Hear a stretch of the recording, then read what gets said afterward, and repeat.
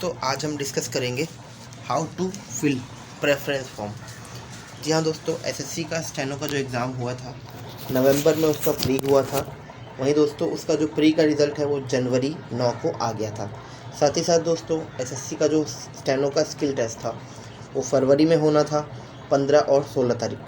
तो वहीं दोस्तों 15 तारीख कुछ इश्यूज़ हुए जिस वजह से उनका एग्ज़ाम 15 तारीख वाले सभी कैंडिडेट्स का एग्ज़ाम 10 मार्च को लिया गया और 16 वालों का 16 को ही कंसल्ट करा लिया गया था, जो कि विदाउट एनी इशू अच्छे से हो गया था।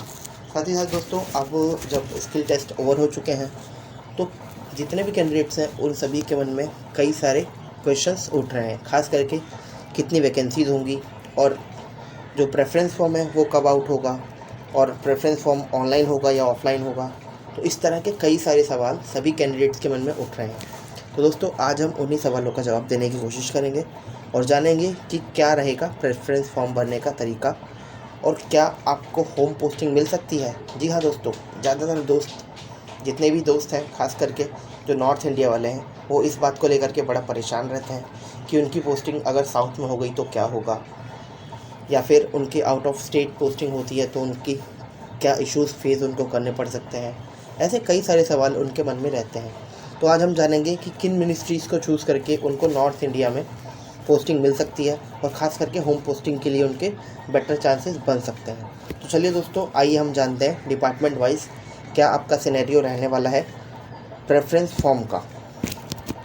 तो दोस्तों जैसा कि आप देख सकते हैं यहाँ पर मैंने सबसे ऊपर लिखा हुआ है मिनिस्ट्री ऑफ डिफेंस AFHQ।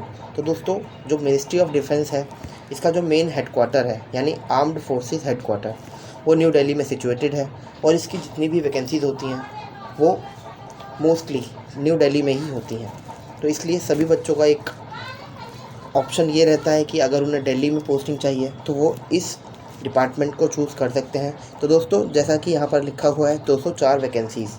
तो दोस्तों जो 204 वैकेंसीज़ हैं इसमें ग्रेड C और D दोनों इंक्लूडेड है। मैंने यहाँ पर उन्हें सेपरेट नहीं किया है।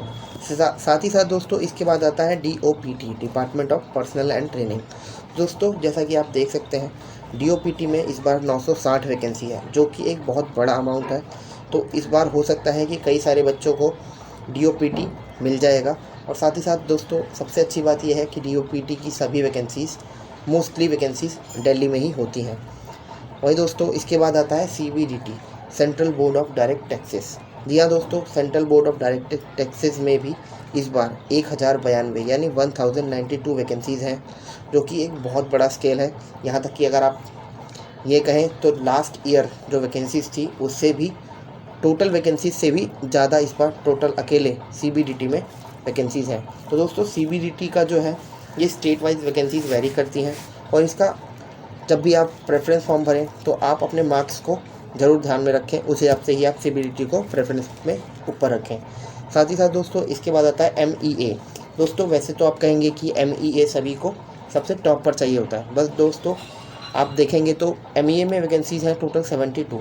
वहीं जो ऊपर के मैंने डिपार्टमेंट्स बताए उनमें काफ़ी वैकेंसीज़ हैं। तो ज़्यादातर दोस्त यही चाहेंगे कि उनका दिल्ली में सिलेक्शन हो, ज़रूरी नहीं है कि MEA में ही सिलेक्शन हो। तो दोस्तों MEA में जैसा कि आप देख रहे हैं 72 वैकेंसीज़ हैं और 72 में भी ग्रेड C और D दोनों की ही वैकेंसीज़ इंक्लूडेड हैं।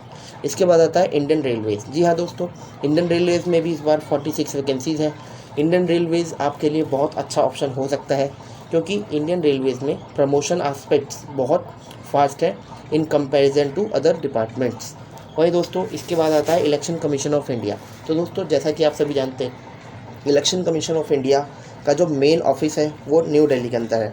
तो वहीं दोस्तों इसमें जितनी भी वैकेंसीज़ हैं वो न्यू दिल्ली की ही होती हैं और परमानेंट अगर आपको न्यू दिल्ली की पोस्टिंग चाहिए तो आप इलेक्शन कमीशन ऑफ इंडिया को अपने प्रेफरेंस फॉर्म में ऊपर रख सकते हैं। वहीं दोस्तों इसके बाद आता है CGDA, controller general of defence accounts. जी हाँ दोस्तों, CGDA भी डिफेंस का ही एक डिपार्टमेंट है।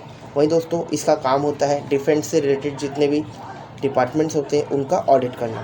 तो दोस्तों CGDA में अगर आपको पोस्टिंग चाहिए तो आप इसको भी ऑप्ट कर सकते हैं, बट दोस्तों CGDA में ग्रेड D की ही पोस्ट होती हैं। वहीं दोस्तों CGDA में प्रमोशन एस्पेक्ट काफ़ी फास्ट है, बट साथ ही साथ दोस्तों इसमें आपको होम पोस्टिंग मिले इसका कह पाना बहुत मुश्किल है। वहीं दोस्तों इसके बाद आता है CAG, कंट्रोलर ऑडिटर जनरल। जी हाँ दोस्तों, CAG में इस बार 300 वैकेंसीज़ हैं, जो कि एक बहुत बड़ा अमाउंट होता है। दोस्तों आप भी इसको अपने मार्क्स के अनुसार अपनी प्रेफरेंस पर रख सकते हैं। इसके बाद आता है दोस्तों ministry of labour. Ministry of labour दोस्तों, इन सभी मिनिस्ट्रीज़ का जो मेन हेड ऑफिस है वो न्यू दिल्ली में सिचुएटेड है।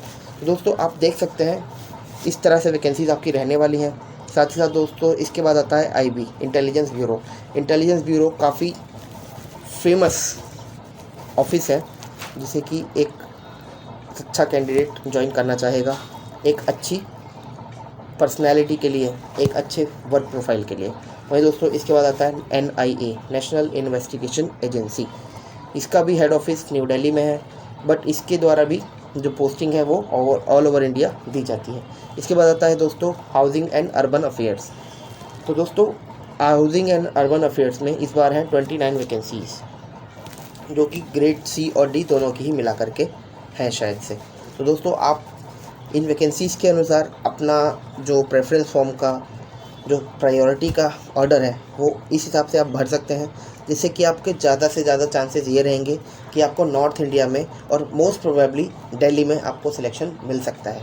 तो दोस्तों अगर आपको ये वीडियो हेल्पफुल लगती है तो आप इसको लाइक कीजिएगा और चैनल को सब्सक्राइब कीजिएगा और वीडियो को अपने फ्रेंड्स के साथ शेयर कीजिएगा।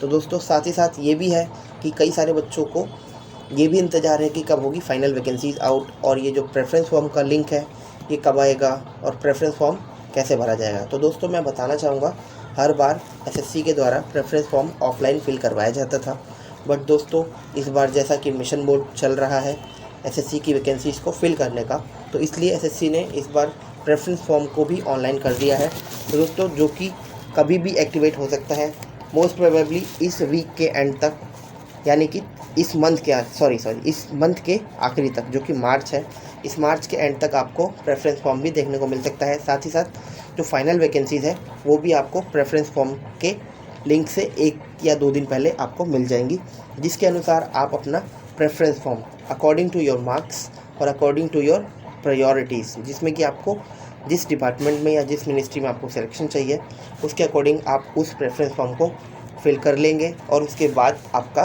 फाइनल रिज़ल्ट आउट हो जाएगा।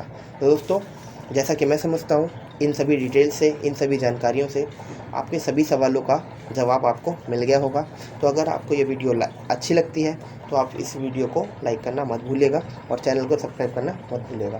तो चलिए दोस्तों, फिर मिलते हैं एक नई इन्फॉर्मेशन और एक नई वीडियो के साथ। तब तक के लिए बाय बाय, टेक केयर, अपना बहुत बहुत ख्याल रखिएगा और आने वाली वैकेंसीज़ के लिए अच्छे से प्रिपेयर करते रहिएगा। All the best, take care.